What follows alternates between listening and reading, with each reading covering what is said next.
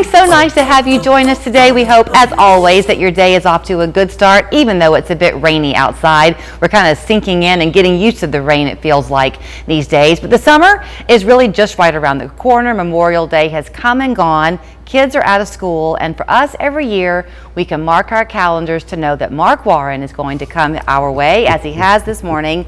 He, too, is happy for summer. We are. But he enters it with a caution because these are the 100 deadliest days, right? The 100 deadliest days of summer. First off, let me wish you a happy birthday. Oh, thank you. Today's your birthday. I brought you a gift. It's a koozie.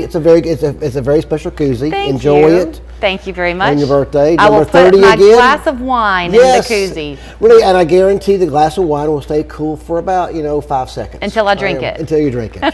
So drink it quickly. Yes, 30 plus 25. But 55. really, parents, be aware. We all know that the number one cause of death for teens is motor vehicle accidents. Number one cause, and that issue, that number increases during the deadliest days of summer, which is Memorial Day through Labor Day. And we see a 26% increase in driver fatalities when it involves teens during this time frame.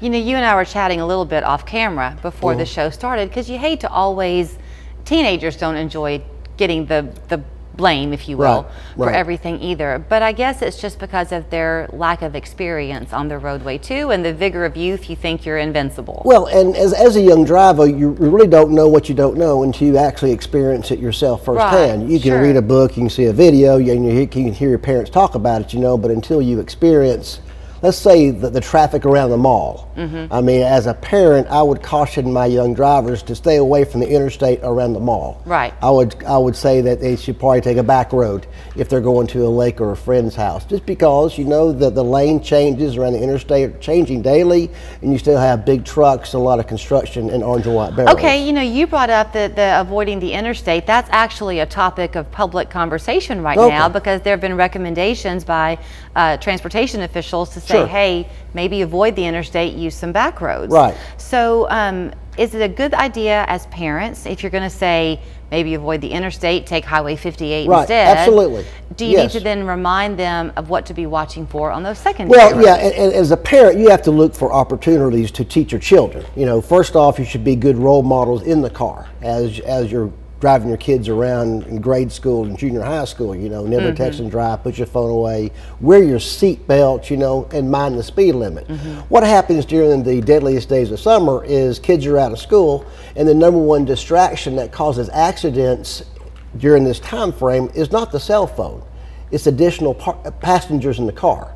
You have additional people in the car, kids in the car, and that causes distractions to the driver. Right. And so you don't want a distracted driver just because you have 3 or 4 other kids in the car. So as a parent, I would suggest that when you know your kid's going out that day or that evening to the lake, you ask them, how many kids are going to be in the car, and try to, manage that where they're not driving all in one car, but they're driving several cars. And then when you say go in the lake, then you bring into the fact, let's try to stay off the interstate during the construction around the mall, because that's a dangerous area for adult drivers, much less teenage drivers that don't know what they don't know yet. One of the hardest things I think too as a parent, because I've been there too, is when you have a child who has a friend who is a dangerous driver. And that is so hard. It is difficult, and so that's when you communicate with the other parent of the teenage driver that you're concerned about. Really? I would reach out to them. That's a risky endeavor. I know, but as a parent, you have to do risky things, right? Yeah. I mean, maybe that parent does not know about your concern about their driver. You want to look for opportunities. Also, you want to catch your drivers doing something good too. If they're wearing their seatbelt, if they're not texting and driving, if they're not speeding. Speeding is one of the major causes. I'm reminded by my good friend Judge Russell Bean, when he was city court judge. He was just adamant about speeding. And that's what happens also with young drivers. Right. They drive too fast. Right. They just drive too fast because they don't know what they don't know.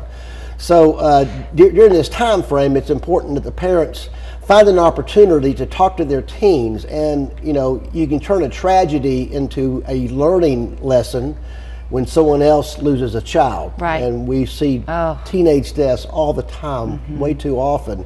And that's a good learning opportunity to sit down with your teen then and say, listen, you know, did you see where another teenage driver died this weekend?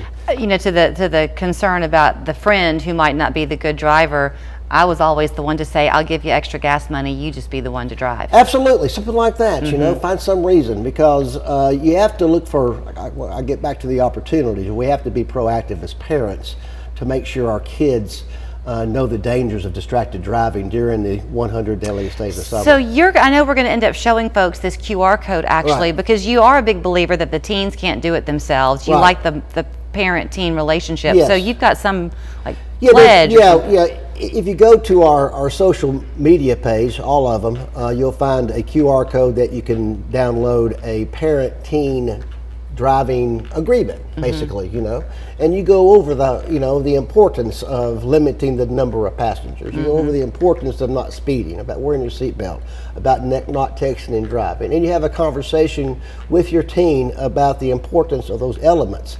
And then you have to have consequences too. If they breach one of those agreements, you know, you have to have consequences. Right. I'll tell you one thing, I mean, I learned as a parent growing up, the power of taking the phone away for a week is devastating. I mean, that really that's the end of the world. That is the end of the world right there. And so if that's a consequence for when you catch them not wearing a seatbelt, I mean, Right.